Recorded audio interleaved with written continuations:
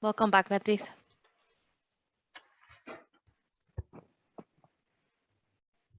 Welcome.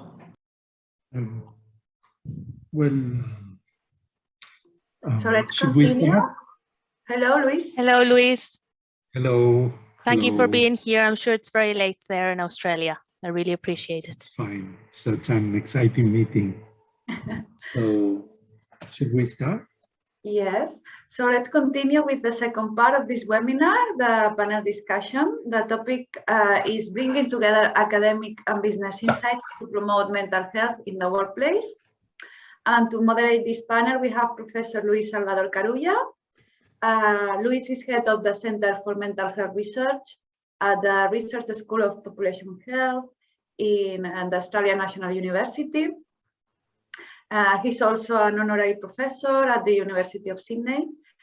And he participates in the Horizon 2020 project Pecunia and also in Empower. He has also coordinated the Integrated Atlas of Mental Health project for mapping mental health provision, which has been used in 34 countries around the world. So I give the floor to Luis Salvador. Thank you so much for being here. Thank you, Beatriz, and thanks a lot for inviting me to chair this, this session. I think it has been a fascinating meeting. And it's particularly interesting to see how European projects have this high level of international scope, including US, Canada, and Australia. And we have heard about a project where Griffith University from Queensland participates. And in our Empower project, we participate as the Australian National University in collaboration with the University of Canberra. So this session is aimed at providing a perspective from different points of view, point of view of the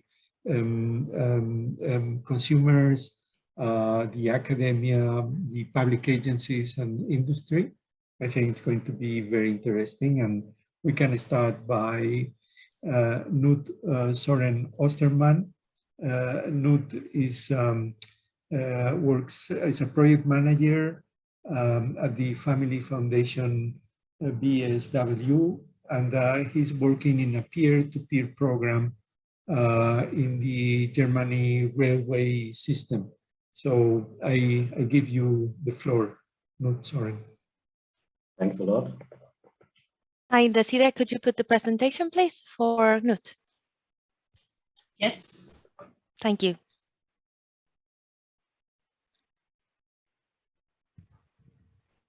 Just a second, please.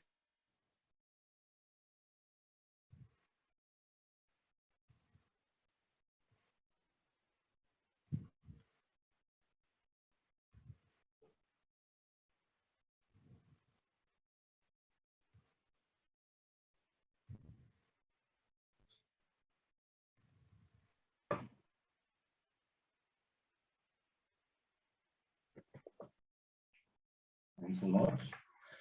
Yeah, okay. Ladies and gentlemen, thanks for the invitation. An extremely interesting and successful format. In course of this, it's great to cite a best practice example with the Peers at Work pilot project. Peers at Work is successfully implemented and runs for 4 years now in the pilot records. The project partners are the Stiftung Deutsche Depressionshilfe and the Stiftungsfamilie BSW und EWH. The project aims at all employers of Deutsche Bahn AG and runs in pilot records. With well over 300 employers worldwide, the BAG is one of the largest employers in Germany.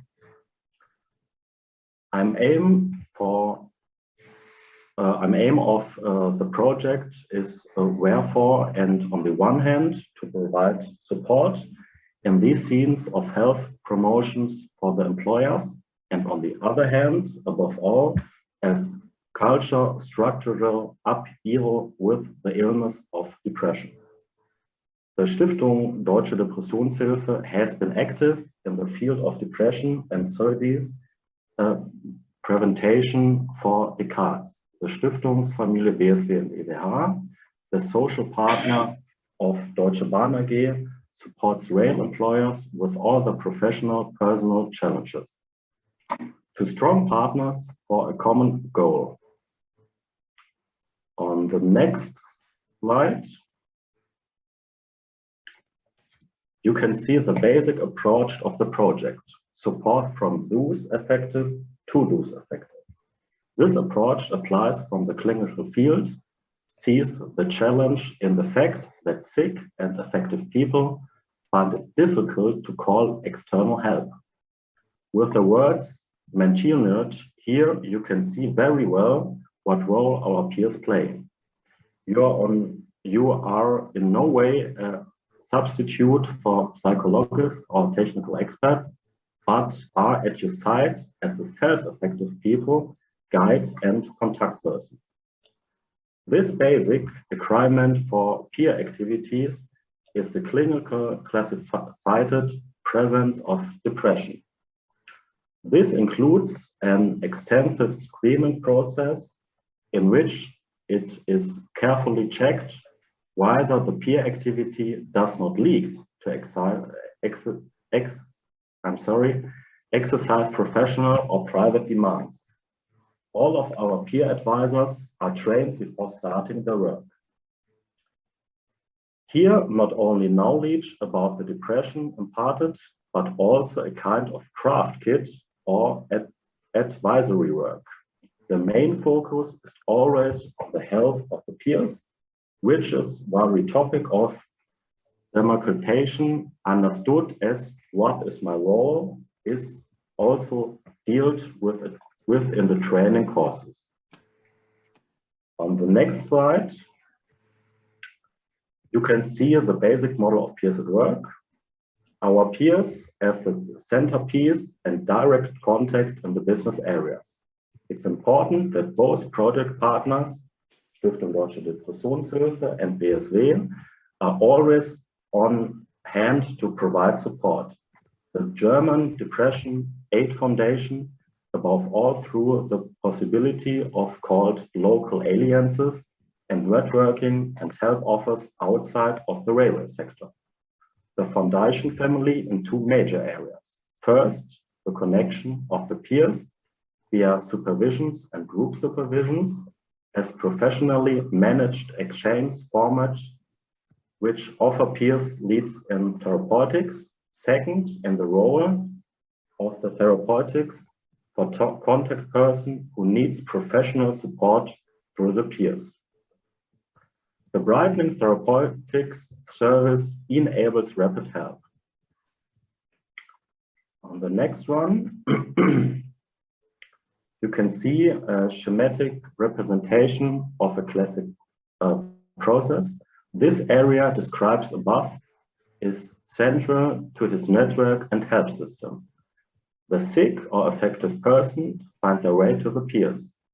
In an initial conversation, the peer not only has an open ear or reports on its experience with depression, but can also pass it on the specialist or therapist at the BSW if desired.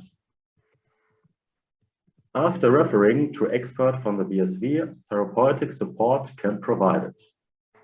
The advantage of the BSW can be seen in its external structure. So the reduction of fears and shame that often goes hand in hand with depression. This is just one way of getting sick or affected people into the health system. There can be many more ways. It is also important to empt the project in the opportunity context. Important functionaries, stakeholders, and multipliers are actively involved in the process.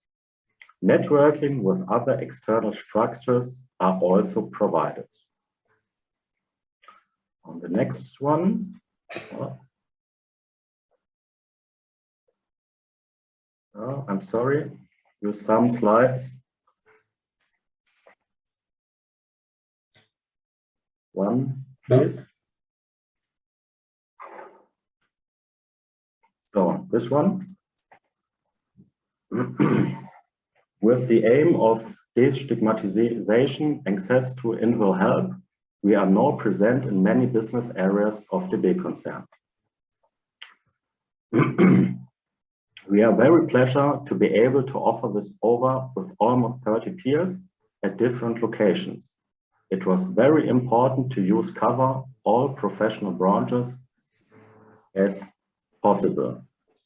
The academic as well as the train driver or the track worker. The next one.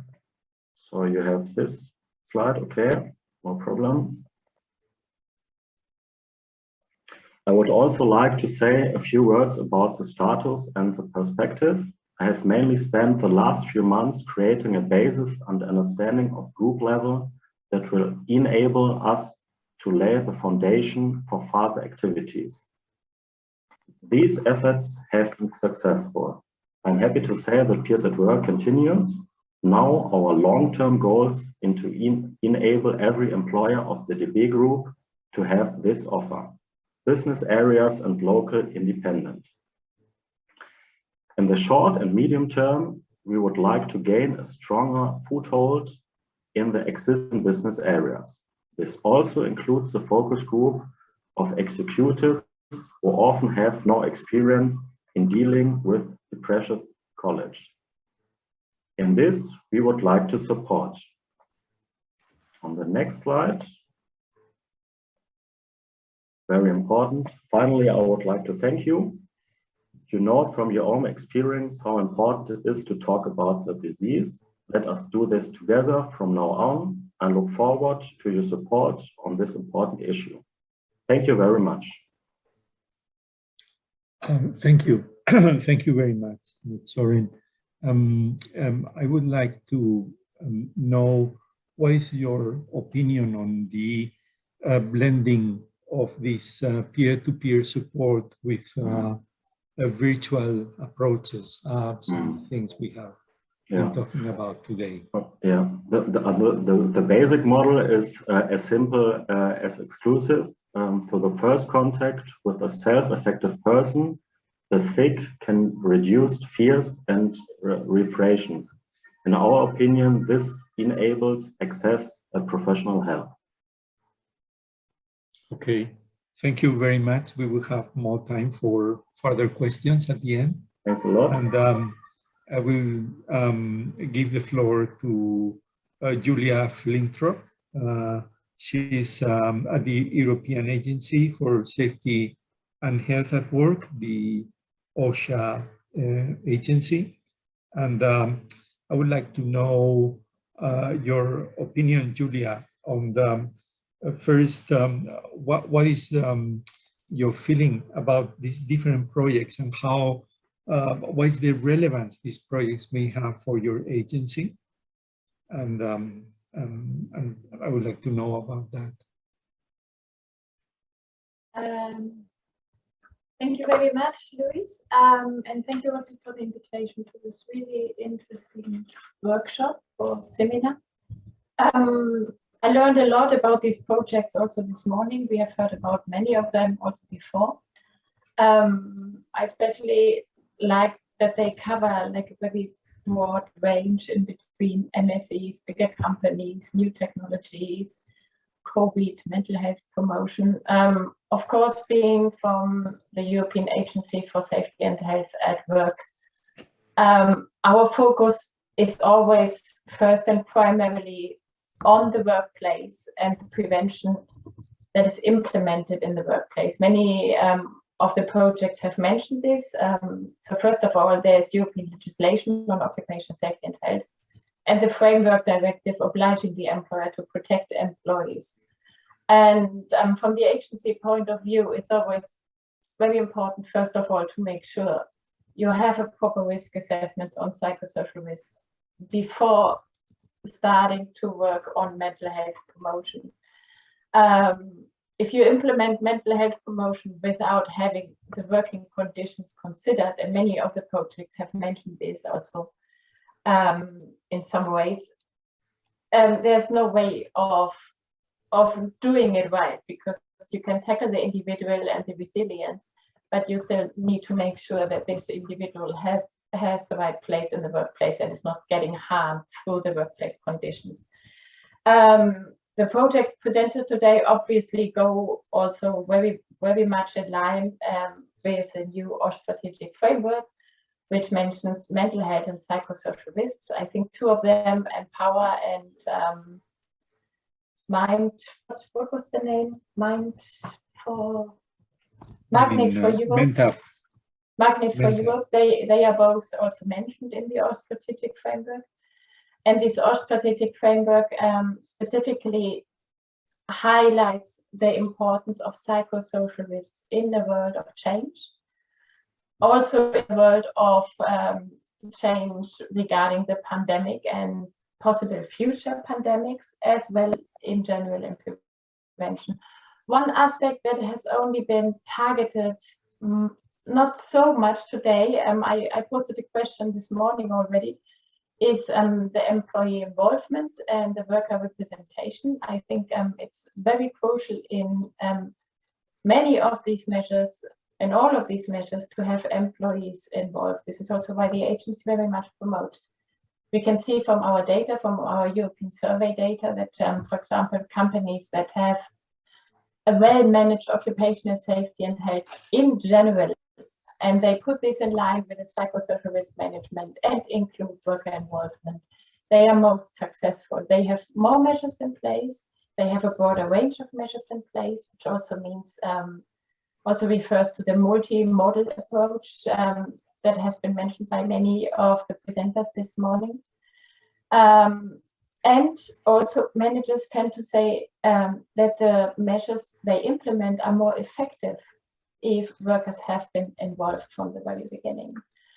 So specifically, this worker involvement is a point that is very important, because I think dealing with psychosocial risk, it is a sensitive issue, and it can also happen, for example, that you start talking about the issue in a company and it kind of fires back, because if you don't find the right measures to change something, this can result to a lot of disappointment in between the workforce and disengagement instead of having the opposite effect. So this was just like a very small introduction from the agency part. Thank you, Julia. And in relation to these aspects related to the employer that I think are absolutely essential, are there any good practice guidelines, any recommendations, anything related to the strategy or the framework of the agency that is looking at that? There are many guidelines. There are many successful projects and approaches. I think something that is that we can see, for example, from Magnet for Europe, which seems to pay off very well, is to take a sectoral approach. Also, in combating stigma, it's not the same to tackle psychosocial risks in the construction sector as in the healthcare sector. We can see that awareness, at least in the healthcare sector, is much higher, but that doesn't mean that, and in the follow-up, there seem to be more measures, but that doesn't mean that the construction sector is better off. It's often also just a question of, being aware. We can also see that all over Europe, awareness is raising in terms of psychosocial risks. And with all the suffering, I'm going a bit off topic, with all the suffering that we have, that we can see from the COVID crisis, we just recently had an expert workshop, and one output of this expert workshop was also that the COVID crisis enhanced the possibilities for us to raise awareness on psychosocial risks and mental health promotion, because it's so common nowadays and everyone is talking about it. That can also be, for many of these projects, as much as they had to adapt it within the process, it can be a good moment to to jump on this new wave of information and requests also. And Julia, you raised this very important question on the sustainability of all these strategies in the long term and the financial aspects. And I may see a major difference on how the virtual programs for supporting mental health at the workplace work in Australia or in the US, where all these sustainability, financial aspects, how you consider intellectual property and payment issues for accessing the different platforms is a critical question. While it seems that in Europe, there is more an open access approach and having this financing coming from public agencies. I will just turn back the question to you. What is the strategy of your agency in relation to the sustainability of all these projects that are so innovative in Europe? Yeah. We are not running this project, so it's the European Commission. What we do normally is, depending on what kind of information we provide, we take a decision at the very beginning of the project. For example, we don't normally engage in developing applications. We engage in promoting applications from one member state to the others, or in bringing partners into contact. We have one application which is not on mental health, but on occupational safety and health in general, which is the OIDA project, which by coincidence, I'm also managing that one. And this is open source, and we just manage the code, and our partners are from the member states and ministries, and they develop their content and update their content. So there is a sustainable part in that one. But definitely also for us, it's interesting to see how, for example, applications like the one that has been presented today, how we can take long-term advantage of these kind of applications. We are starting a big psychosocial project now in the agency, and we are considering in the long term to follow up with a campaign on this project. So this kind of information that is developed now, it's very interesting for us, and we would be very, very grateful if it's updated and if it can still be used in a few years when we might have a campaign. Thank you very much, Julia. We will follow the discussion at the end of this session. You raised this issue of the employer, and we have Luciano Polastri, who is at HR in Amadeus. Amadeus is one of the top travel technology companies in the world with 19,000 employees around the world. So he may have a very interesting perspective on what you mentioned before. We circulated a series of questions to every one of you, and he provided a very detailed answer for every one of the questions we were suggesting. I hope we can circulate it to the group after the session. And absolutely, without any problem. Yeah. Thank you, Luciano. So my question just follows Julia's comment. How do you see the role of the employer in promoting mental health and working in these scientific studies?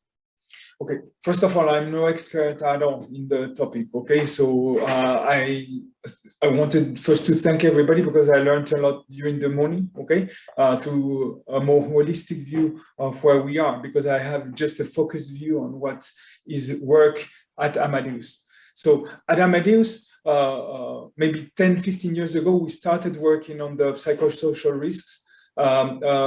Especially when there was an important trend that started in France after some companies face some important problems, right? So we have integrated that for the most traditional ones. Now, we are facing totally new challenges with the COVID crisis, right? So I couldn't agree more with Julia that we need to involve all stakeholders. Everybody has a different perspective and also a different experience and input on what is happening. I see a lot of self-declared gurus that are going around providing with some advices and etc. And in reality, I believe that we don't have the perspective and the distance enough with what is happening in order to have someone having the solution for all the problems in the world. So I believe really that what Julia said is super important, is that we need to do it together. So obviously, I read a lot of research. I read a lot of things that are happening right now, but I'll give you two simple examples that are illustrating what we are facing right now. We have at the same time the employees that want to come back to work because they have been socially disconnected for a long time after the lockdown. And at the same time, the ones that are during this lockdown have developed a kind of phobia to crowds and etc. And they are worried to come back to work. So we need to address both issues together, in which we need to fight isolation and the social disconnection, and at the same time help those that who needed a certain degree of training and being accompanied coming back to work. These are new challenges.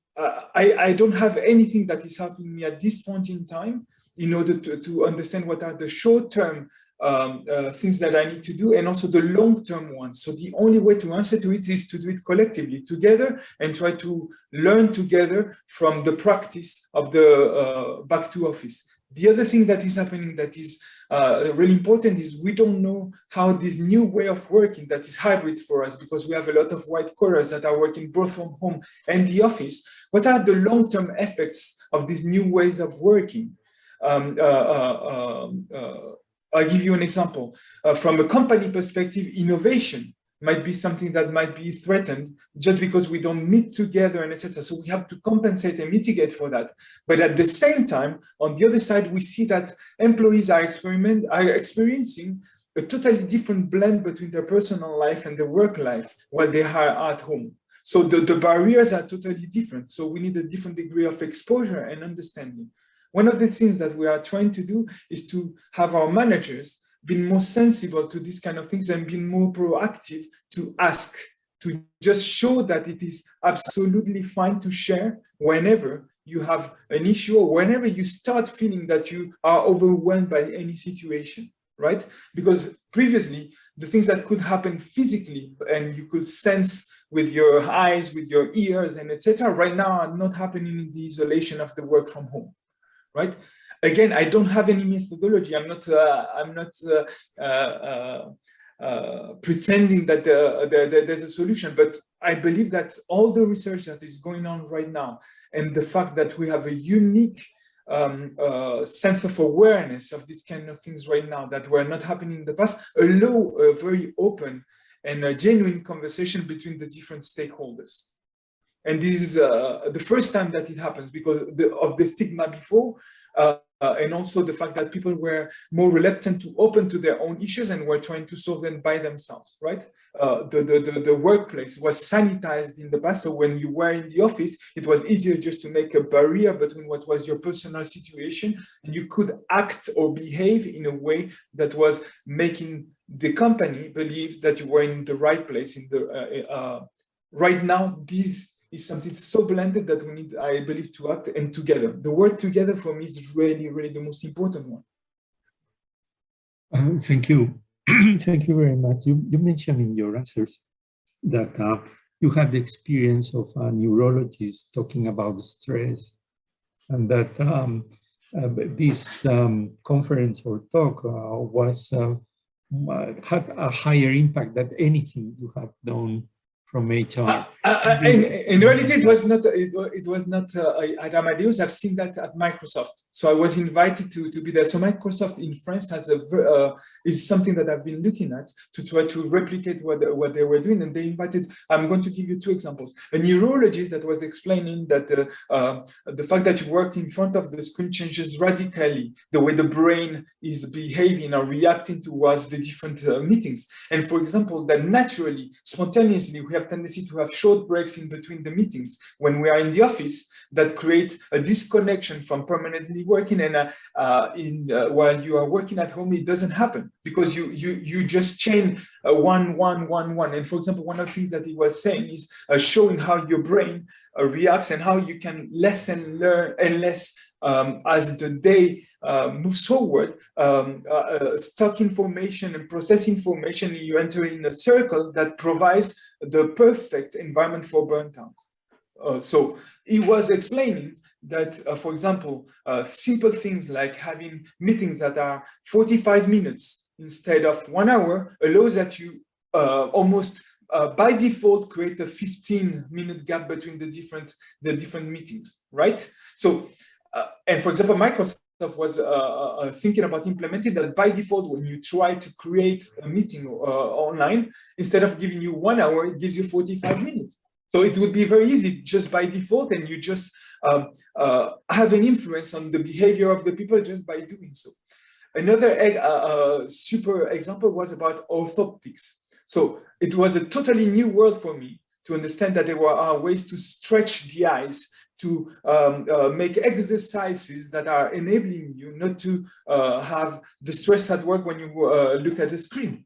And at Microsoft, they had an orthoptist that had 5 sessions, a webinar, in which he was teaching the employees to use their eyes correctly in front of a screen, which is totally different on the way you do it in the office, okay? So the fact that you are in short-sighted environments, the fact, so I'm just giving you 2 examples, but I guess that each single expert, each single area should have a perspective on the new ways of working and how it's affecting long-term the mental health of the employees. And I don't believe that we have that. Even in the companies that are caring about their employees, the knowledge is not there. Now, the unique opportunity again is that I believe that at least in the most advanced companies, the ones that have been working on it for a while, this stigma is disappearing because the top managers have also been living themselves the isolation through the lockdown. So they could also a little bit live the experience of the people that feel isolated, or they shared with other people the kind of challenges that they were having, right? So unique opportunity. Hopefully we open the Pandora box and we treat it with self-awareness and we treat it consciously all together. Because the worst that could happen is all of a sudden we all come back to the office and then we say, oh, it has passed, okay? And if you allow me 30 more seconds, I'm going to give you what was for me the most important item last year affecting the mental health of our people. I was one of them, and I've been living that also. I had the magical belief that in the night of the 31st of December 2020, everything will change. That when we would enter 2021, okay, magically something would happen and it would be a new year. And it allowed me I had this exercise that it was allowing me to hold the line from September to the end of December, okay? Because I believe really that it would pass. And then we come on the 1st of January and the reality is almost even worse because of the second wave, the Delta, and etc. And it was like a huge hammer on my head. And I've seen everybody having that because they were in the hope that 1st of January 2021, we will see the light. And it has been the most massive request from our employees at this point in time is we need help. It was everybody saying we need help because if it's going to stand for more than a short-term crisis, then it needs to be integrated in the way we work and in the way we receive support from the company. And it became in our surveys of motivation with the employees in the #1 element for their well-being. And also one of the decisions they make to stay or to choose a company is how much we care about flexibility and how much we support flexibility for them, both at home and in the workplace. And thank you very much, Luciano. We will keep on with this discussion at the end of the session, and to link the organizations, the employees, and HR together with academia. And I would like to ask Dorota Mers MENTUPP. She's the professor of the Institute of Psychology in Lodz at the University of Lodz, about the other side of the coin. What is the experience of academics working with employers? Thank you.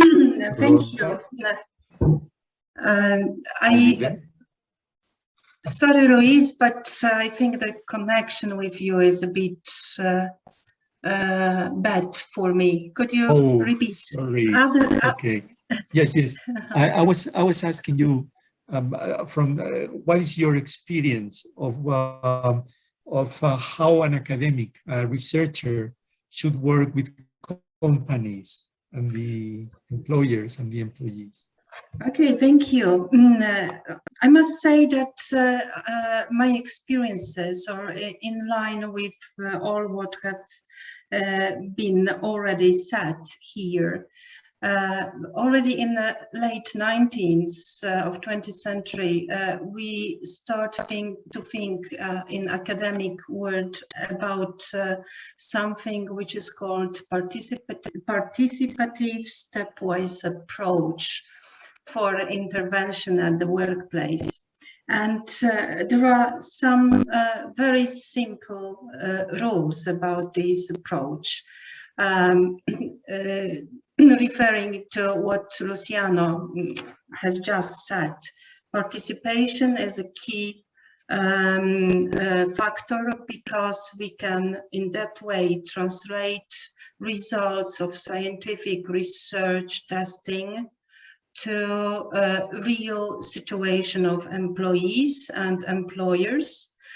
And of course, we have plenty of more generic questionnaires. We want to have comparative results comparing one company to another. But when we study things like this, like risk factors, we lose specificity of the places. So then later on, we come back to organization and say, oh, for example, your main cause of stress is lack of flexibility. And can you explain us what does it mean to you? And then we sit together and trying to find the optimal solution for change within the organization. And we try to do it in the modern way together with employees, but also we are talking to employers to understand what are their possibilities to introduce change.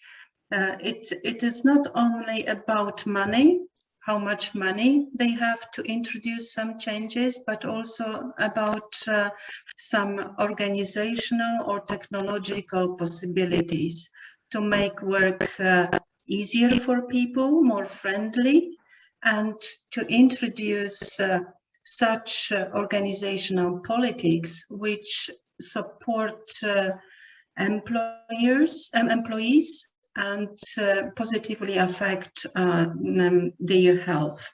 So really, I think that collaboration and understanding what is the meaning hidden by the words of questionnaires and any other measures we use trying to assess the risk factors, the mental health status and stress and etc. It is very essential for good intervention. And also I think there is one more issue worth of being underlined. When we considering mental health intervention at the workplace, we usually think about well-defined target group. And we want to simplify it, we want to help people with mental health problems at work or people who are at risk of developing such problems. But this group of people work in some social context. There are other employees around, what means that among colleagues at work, we have people who are frightened of mental health problems and don't know what to do. Preferably, they wouldn't like to have any colleague with mental health problems at work. There are another people who are more taken care of, but they don't know what to do, how to talk about the issue, how to support, how to help. And there is a group of somehow indifferent one who just doesn't care. And we need to translate our intervention to the needs of this free group of other employees to make the proper circumstances for development of awareness, empathy, and knowledge about mental health issue at work. And my huge belief is that if we are able to connect these needs and address them properly, we are on the way of great success. But when we forget about only a little group of this kind of people, we are at the very risky way, and our target cannot, maybe wouldn't be reachable at all. So how to say, everyone at the workplace, employers, employees should get a bit of attention and should be treated as a partner in this huge initiative, which is mental health intervention in the workplace. Thank you very much, Dorota. I know you have to leave in 2 minutes. I just want a very quick question that we have been told about the impact on employers and employees of COVID-19. What has been the impact of COVID in this type of research, in research at the workplace? Yeah, usually this kind of research were planned before COVID, so we cannot ignore this factor as the factor affecting both mental health and work organization and work demands. So we need to work like in some concept of work which is called sprint in IT business. So we need to reevaluate a bit of our goals, assess our tools which we have chosen to reach these goals, and include the issue of COVID to the research, in the sense that the issue of COVID affects the results, but also it affects the process of making or doing research. And I think that in most of the project we have the pleasure to hear about today, the special analysis will be made about the effects of COVID, both on research process and results, and our ideas of intervention as well.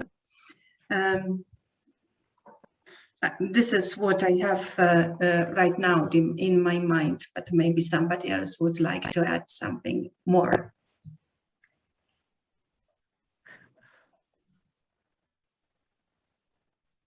Thank you very much. Open the discussion with your comment. I don't know if anyone would like to make any question to you, Dorota. I know you have to leave right now. I postpone my lectures, so students will wait a bit longer. Luciano, or me. I might have a question. Actually. Okay, great to know. So please, thank you, Julia. Go ahead, Julia. I was wondering, when thinking about research and also like adding up to what Luciano already mentioned, but going beyond that, we know there are psychosocial models that work well in the workplace, in the original workplace.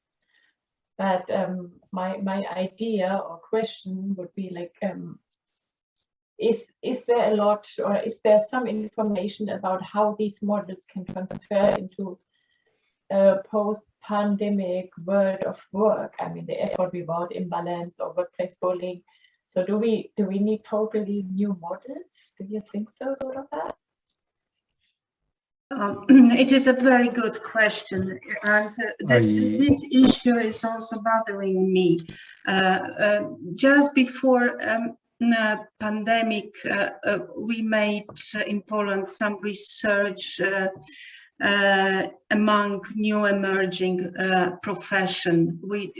People who work like most of people, blue collar work, white collar workers during pandemic, in different work regimes, mostly at home or during travel and whatever. And we can see that traditional models of psychosocial risk prevention or management doesn't work because don't work because there is a huge gap between former responsibility of employers for working condition and nowadays situation nowadays when this responsibility of employer is much lower, and employer himself has also limited possibility to manage working condition of somebody who works at home or in the train or on the beach, wherever the place is. And it is also some political issue, how members of state, different countries will address this change in the law regulation. In Poland, we make first steps about defining responsibilities of employers for working condition of employee who works outside the office. And it will take some time. And there is no much research on this issue. So, if I may, Dorota, I fully agree with what you are saying. Okay, but I'm going to share a headache with you. Okay. Yeah. Okay. I give you an example. I was discussing with the director of engineering. He has software engineers all over the place in the entire world. And he told me that during the pandemic, he had the impression that he created a hostile environment for his own team, because he was controlling way more than before. He was checking, almost micromanaging certain people, because he was feeling he was in lack of control. And he didn't know why he became that person, because he is totally to the antipodes of what he is in a physical workplace, right? Mm-hmm. And when he came back to the office, he told me that he understood what happened. Unconsciously, he was able to see in the screens of the coding guys, the fact that they were working on the instructions that he was given 2 weeks before. In the coffee machine, he was able to listen to the conversation of the people that were discussing the instructions that he was having 2 weeks before. And this was reassuring him and making him feel that he was in control, and the things that he had in the pipeline were effectively implemented. Right? In a virtual world where he doesn't have that capacity to listen, to see, this disappears, and it made him become a micromanager generating an hostile environment for his own workforce, with the stress that it related, that was not something existing in his team before. So I'm sharing a headache because I'm telling you, I have zero capacity to find a solution at this point in time. But these are the kind of questions that as a company we are facing right now. And the only thing that I tried to share with him is that I believe that the only answer to that is trust, right? It's a way softer things than the ones that we had in the past. Is trust, active listening, being able to empathize with the people, etc., but to a way more intensive level than we were doing in the past. And I don't know, or at least I haven't seen until now, that it exists in terms of methodology or integration. The person or the group of people that are going to be able to answer to that are going to just alleviate an headache for all the companies in the world, I believe. Yeah, I think this is a very good point, but unfortunately, trust is an important issue, but unfortunately on a biological level, the situation, the new situation, the situation you don't understand and don't have control over it is killing you first. So it is really biological mechanism. So what you do if you cannot control, you try to magnify your control. So there are a lot of personality also issues which pops up in such critical situations. And of course, if we have possibility to have open discussion and share our fears, at work with our co-workers, we are really able to find quickly a good solution, how to change our way of behaving. But if at the beginning social climate at the work is not that good, we will not open ourselves and will not share our thoughts and our problems with others. So it will be hidden in the darkness, and everyone would like to or tried to perform as always, to not to be accused of being incompetent or not effective and whatever.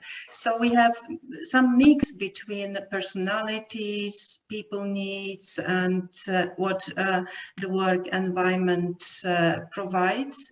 And it is a special cocktail which makes almost every workplace place a bit different. And this is why we need to have well-tailored intervention. But also we have the problem that we need to have generic intervention as well, because it is cheaper. When we are talking about SMEs, like plenty of programs presented today we need to remember that these SMEs need an intervention on a low cost, so it must be generic.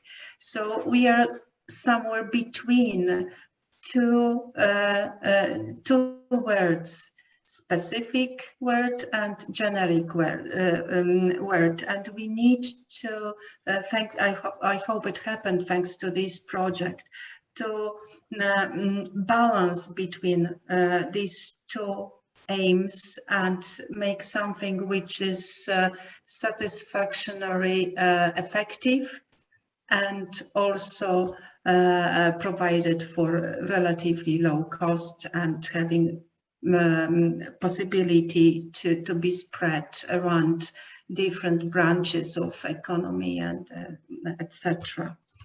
Yeah.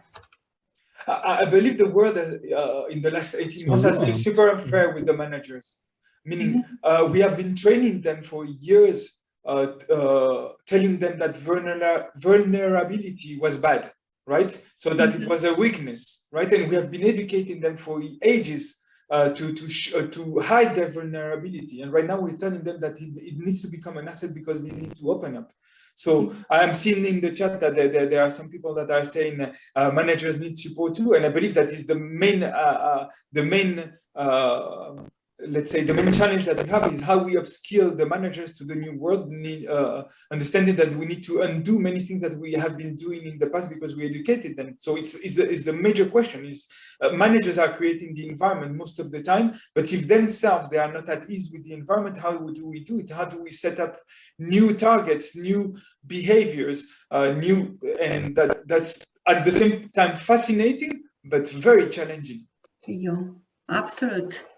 At the same time, I think it's like a societal change So, anyway. but Oh, we lost you there, Luis. Yes, Luis, we see that you want to intervene, but I you think cut. Yes, but can you hear me? Yes, we can hear you. Maybe Can Luis, you hear me now? if you turn your camera off, maybe Right. maybe it will help. Yes, you're right. We can hear you. Okay, so it's quite clear that COVID has been a disruptor on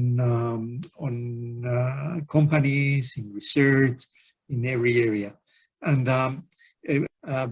as part of comments that are very interesting, and I would like to join the research on mental health at the workplace and research in COVID. And fortunately, we have with us Jose Luis Ayuso Mateos, who is working in two major European and mental health at the workplace. I wonder, Jose Luis, if you can sum up what is the connection that we have in the research at the workplace and the research and the ongoing research in COVID-19 and mental health. I mean, it is true. In my intervention before, my question to Ella, I already raised this issue about our need to adapt to the COVID environment, not only our activities as researchers, but also in the content of the research. This particular topic that all the sister projects benefited from were generic ones on mental health at the workplace. And then later on, I think it was sometime in the spring of 2020, there was another call, which was one of these rapid response call that was launched by the Commission for projects that specifically address the issue of interventions for digital interventions for mental health in the COVID environment and having the COVID situation, and to increase the preparedness of the societies in general and how to react under the current situation, the current pandemic, but also anyone that can come in the near future. So, and that's the other one I am now involved, which is particularly focused on the health professionals. I do think that the challenge, because we hope that by the time that we finish our project, our trial, in the best scenario will be 1.5 years from now. I think that in the worst scenario, the COVID pandemic will be over. So I do think that the challenge is that what we do is something that can be implemented, that we can collect evidence that can be used in similar situations, similar crises, that we can all the evidence collected and the tools validated and developed and tested can then be adapted. So I do think that the main challenge is that we can conduct a research that can be valid for other situations, and that There are some things that are specific of COVID, but there are things that are generic of crisis, and there's a long tradition on interventions under stress, under disaster situations, and things like that. So I do think that the challenge that we should have as researchers is just trying to have a broad mind. Of course, we are now very much focused as clinicians, for example, on what the problems we have right now. They need to attend these problems to give solutions.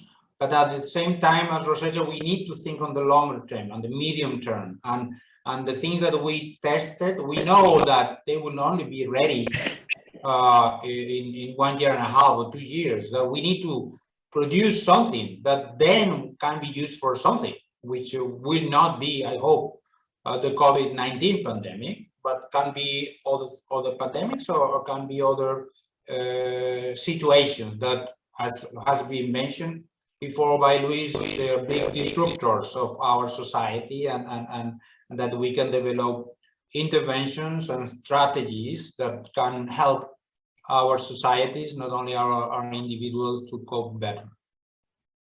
That's all from my side. Thank you. Thank you, Jose Luis, and thank you, Knut, Soren, Julia, Luciano, and Dorota. I think it has been a very interesting session. The comments were as interesting as, at the chat were as interesting as yours. Please take a look to all the websites and the recommendations we have received there. And my last take is that we are living uncertain times. It's like this Chinese malediction that says, let you live interesting times. We are living a very interesting times for research in this area. And I think it has been very interesting to listen to your opinions and comments. Thank you very much. And I give back the floor to Beatriz. Thank you, Luis. Thank you so much for this fruitful discussion. Very, very interesting. So now we are in the final phase of this webinar. I think that you all agree that this has been a very fruitful, extremely interesting web projects. Give us the opportunity to share not only knowledge but also experiences, so that we can learn from each other. I took some notes of the things that have been highlighted during this webinar. For example, the importance of course, the COVID pandemic, how this has impacted on the workplace, on the workforce, sorry. And this means that we have a new panorama in front of us that requires answers and also new strategies. How this also has impacted on the execution of the different sister projects. How the importance also not only to analyze the cost effectiveness and effectiveness of all these interventions, but also analyze the barriers and facilitators that will make them succeed or not. Also the importance of the involvement of stakeholders from the very beginning of these projects, including especially employers and employees. And also how to scale up the findings that will come out from these projects, and how we can use all this information, all these findings to inform policymakers about this.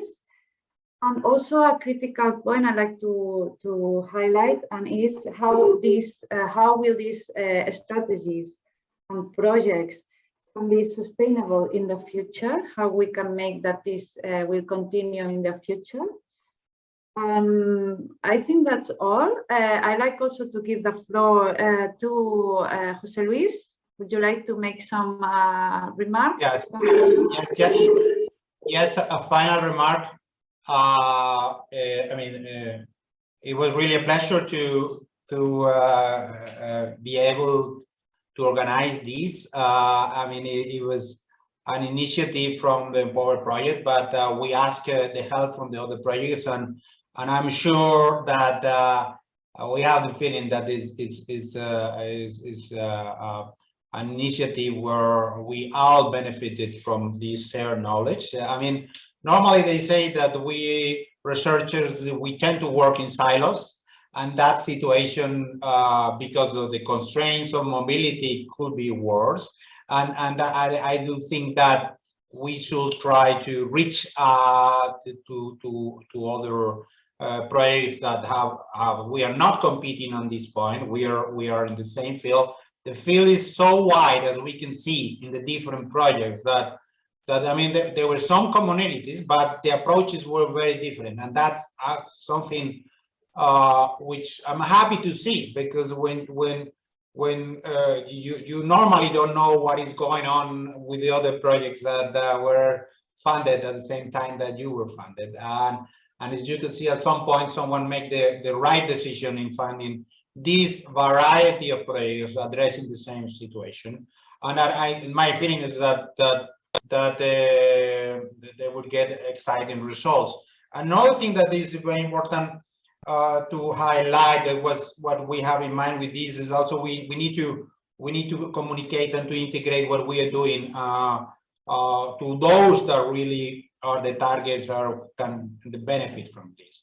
And that's something that you can see is going on in each research project. There's a strong involvement of not only researchers, but SMEs, employers, employees, all of them address the issue of participation, because of course nowadays research without participation of the those that may be the target and the beneficiaries will go nowhere. And then another thing, we have the opportunity to have the opening words from the WHO representative, and also I would like to highlight that this is also a priority for the WHO, and in fact, for the first time, the WHO is preparing the first guidelines for mental health in the workplace. This is not something that happened because COVID, because the first meeting took place before COVID. It was planned and funded before the COVID pandemic. Of course, the meetings for the preparation of the guidelines had to be through like these ones, but as far as I know, they may be ready very soon and will be presented next year. So it means that there's a global initiative. I think that is an area that requires a lot of efforts from a lot of sides and researchers. We should lead that. And then it's a pity that we don't have with us the officer of the European Commission, but I'm sure that we will try to send them a summary of what has been going on here. And also we are going to give access to the content of these presentations to the communication responsible of the communication of each of the participation projects. So you can use these whatever with use that for your communication channels and to disseminate. So because I do think that many more people will be interested on the contents of these presentations, and we will convene the message to the Commission that this thing happened, and there appears to be a lot of successful activities going on in this field, despite the challenges that we have to live this year. So with that, I want to thank everyone for taking part on this, and particularly for the team in Barcelona and in Madrid that make the technically possible these webinars, but of course to all the presenters were representing their own projects, and I do think that in my own experience it was extremely useful to see what's going on in the field. Thank you very much from our side.